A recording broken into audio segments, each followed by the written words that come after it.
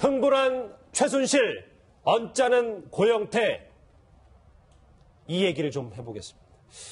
본격적인 얘기에 앞서서 오늘 오전에 있었던 이대 학사비리 연루자들의 항소심 얘기를 잠깐 짚고 넘어가야 할 것 같습니다. 이현정 의원님. 네. 오늘 오전 10시에 이제 2심 결과가 나왔는데 1심 형량과 똑같이 최순실 씨가 3년을 선고받았네요. 네, 뭐 7년이 구형이 됐었죠. 예. 아마 3년이 이제 선고가 됐고 나머지 이대 관련 입시 비리자들이 다 1심과 비슷한 형량으로 이제 선고가 됐습니다. 아마 재판부 입장에서는 그 어떤 학교, 즉 어떤 면에서 학생들을 가르치는 사람들이 이런 부정한 어떤 행위를 한 데 대해서 엄벌을 쳐야 된다 이런 이유로 해서 사실 대부분 이제 유죄를 인정을 했습니다. 예. 그리고 뭐 어떤 지난번에 했던 이제 몇몇 교수들은 집행유예 풀려난 분도 계시고 그만큼 이대 학생 이 입시 비리가 우리 사회에 미친 영향도 크고 특히 이제 우리 수험생들한테 미친 영향들 이게 굉장히 크기 때문에 예. 재판부가 상당히 엄한 판결을 내린 것 같습니다. 그렇군요. 제 왼쪽에 백성훈 변호사 나오셨습니다. 어서 오십시오. 안녕하세요. 예, 백 변호사님, 저는 재판부의 그 선고 당시 그 말이 참 인상이 남았는데, 네. 재판부가 부모로서 자녀에게 원칙과 규칙 대신에 강자의 논리와 승자의 수사부터 먼저 배우게 했다. 이렇게 일침을 놓았어요. 일각에서는 이런 얘기 하잖아요. 아니, 특검에서 7년 구형했는데 3년밖에 나오지 않았느냐 이렇게 하시는 분들이 있는데 사실 업무방해죄로 3년 나오는 건 굉장히 중형입니다. 이거는 저도 거의 재판하면서 업무방해죄 3년 나온 걸 본 적이 없을 정도니까요. 근데 왜 그러면 최순실에게 1심과 같이 3년이라는 이 중형을 유지했느냐. 예. 이 재판부 입장에서 바라봤을 때는 이게 단순한 업무방해죄의 범위를 넘어섰다라고 본 거예요. 그러니까 정유라라는 어린 자신의 딸에게 이 사회를 살아가는 원칙이나 규칙을 가르쳐준 게 아니라 힘이 세고 우리의 뒤에 대통령이라는 백이 있으면 안 되는 것도 되게 할 수 있어라는 거를 딸한테, 이 어린 딸한테 미리 알려줬다라는 거에 대해서 죄질이 극도로 안 좋다라고 판단한 예. 겁니다. 그러니까 이번에도 보면 최순실이 3년, 최경희 총장, 김경수 학장이 2년씩 나왔죠. 이게 딸을 이대에 집어넣으려고 시도했던 최순실이 이 전체에서 죄질이 가장 안 좋다라고 판단한 겁니다. 그리고 나중에 이제 이인성이나 유철균 교수 같은 경우 집행유예 선고가 된 거는 이 두 교수 같은 경우는 학점 부분에서만 문제가 있었던 거기 때문에 아무래도 이 정도를 가지고 실형을 선고하기 좀 무리가 있다. 1심과 동일하게 판단한 것 같습니다. 예. 강자의 논리를 가르쳤다. 그게 중죄다.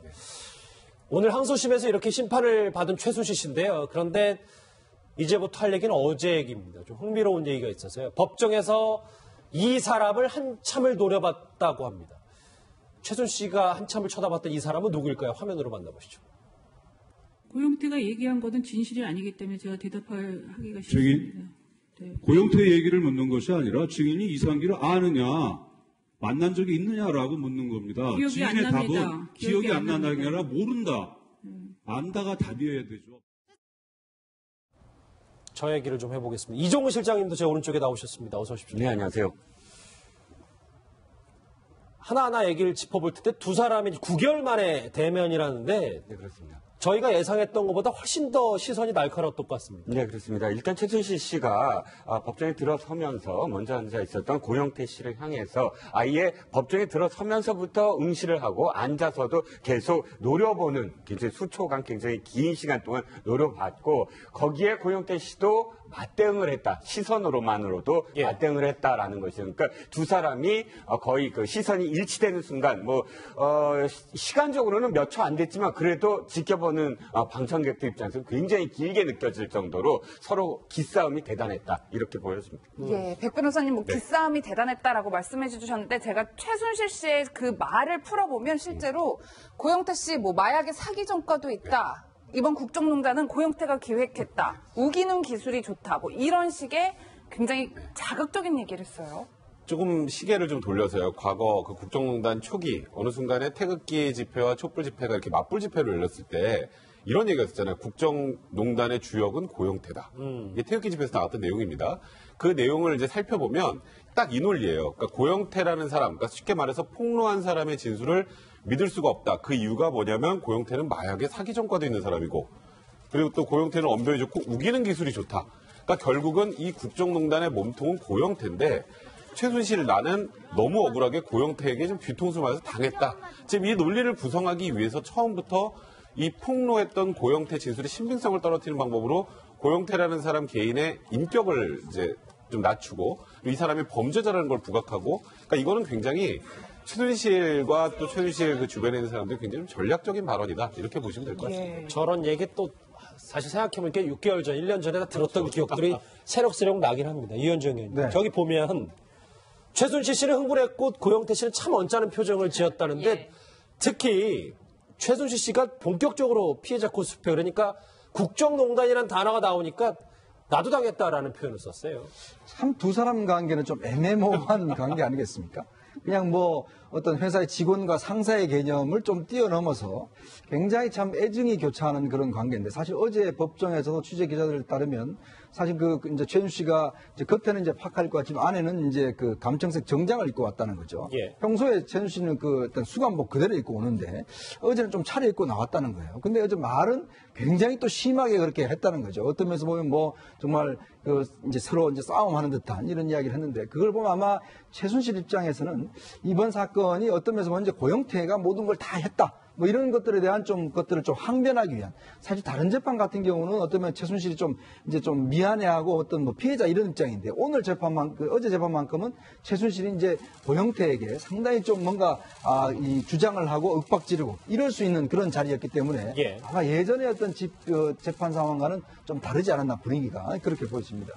예, 백 변호사님뿐만 아니라 최순실 씨가 아예 이제 국정농단이라는 표현을 하지도 말아라 뭐 이런 얘기를 하면서 내가 대통령조에서 일하고 있는 약점을 고영태가 잡았다 이런 주장을 했는데 다시 생각해보니까 본인이 박근혜 전 대통령과 굉장히 친밀한 관계라는 걸 인정하는 듯한 모양새였던 것 같아요. 그러니까 박근혜 대통령 뒤에서 일을 한 게 국정농단입니다. 이거 우리가 이걸 풀어서 쓰면 그러니까 최순실 씨가 어제 법정에서 굉장히 사실 좀 법정에서 흔하게 나오기 힘들 정도로 오만하고 좀 굉장히 본인한테 불리한 얘기는 아예 하지도 않고 그러니까 오랜만이에요 이런 태도가. 고영태 씨를 막 째려보고 근데 이게 그럴 수 있는 이유가 있어요. 이건 본인 재판이 아니잖아요. 예. 이건 고영태 씨 재판이잖아요. 그러니까 고영태 씨 재판에선 본인이 아무리 오만한 행동을 해도 본인한테 올 불이익이 별로 없어요. 예. 근데 그러니까 이곳에서 그동안 이게 쌓아왔던 고영태에 대한 그 악감정을 쏟아내는 날이었다는 생각이 좀 들고요.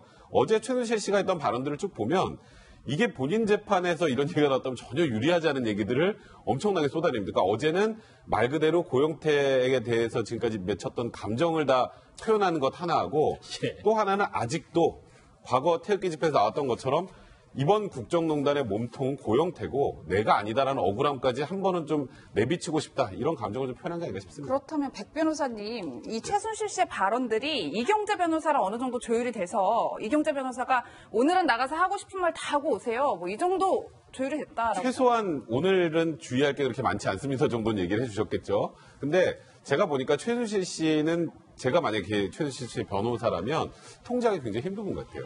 그러니까 굉장히 감정적이고 격정적이기 때문에 본인이 여기서 이상한 소리를 해서 본인 재판에 불리해질 거라고 생각을 하면 어거지로라도 꾹꾹 참기는 하는데 거기서도 가끔씩 한 번씩 소위 사고를 치잖아요. 근데 이거는 본인 재판도 아니고 또 거기다가 본인이 지금 가장 이를 갈고 있는 고영태 씨의 재판이었기 때문에 더 이런 얘기들 많이 한 게 아닌가 싶네요. 예. 참 오랜만에 또 이 최순실 씨의 속내를 또 고영태 씨를 직접 만나니까 여러 가지를 쏟아내서요.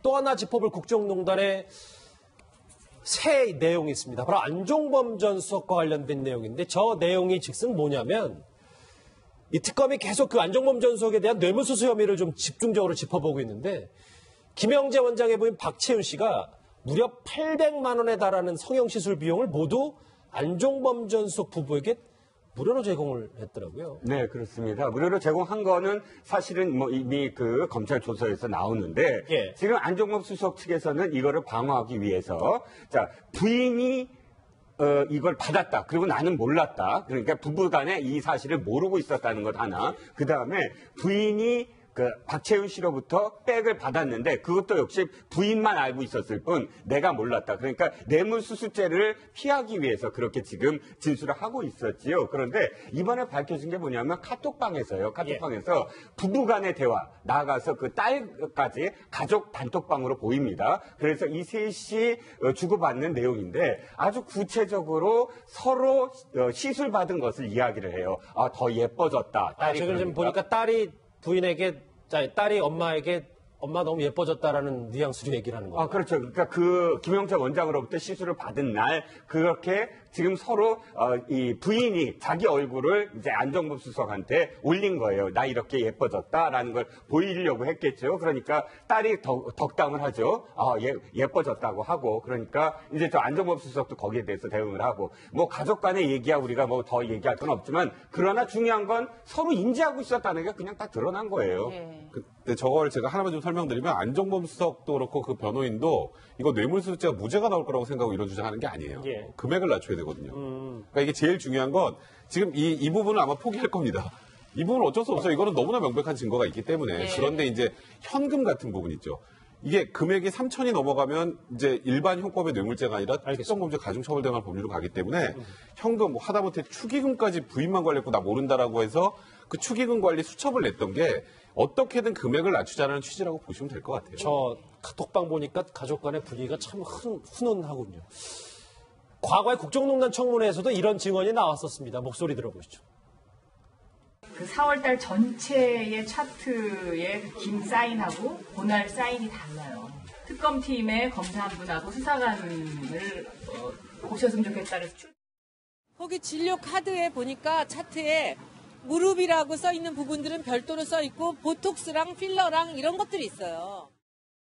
예, 뭐 어쨌든 이현정 의원님 지금 안종범 수석은 본인은 몰랐다 이렇게 일관되게 주장을 해오는데 이런 증거들이 속속 나오면 굉장히 무색해질 것 같아요. 그러니까 지금 보면 뭐 가방 같은 경우도 보면 이미 이제 박지원 씨가 결제를 해놓으면 그걸 가져가고 했지 않습니까? 근데 본인은 뭐 부인이 명품가방 받은지 몰랐다 이렇게 증언을 하는데 사실 뭐 일반적인 부부 사이에서 부인이 명품가방 들고 있으면 그거 어디 거야? 누구한테 받았어? 당연히 물어보잖아요. 예. 그리고 본인들도 보면 사실은 이 어떤 금품 관계가 보면 그 전화 통화 내용도 보시면 뭐 추석이 지나서 선물 깜빡 못했는데 하니까 나중에 주셔도 된다라고 할 정도로 수시로 어떤 이런 행위 자체가 이루어지지 않습니까? 예. 그렇기 때문에 사실 안종범 전 수석이 이걸 몰랐다라고 하는 것은 말이 안 되고 사실 부부간의 대화라든지 이런 걸 내용을 보면 실제로 어떤 받았는 걸 다 인지하고 있는 증거들이 있기 때문에 빠져나가기 힘들 것 같습니다.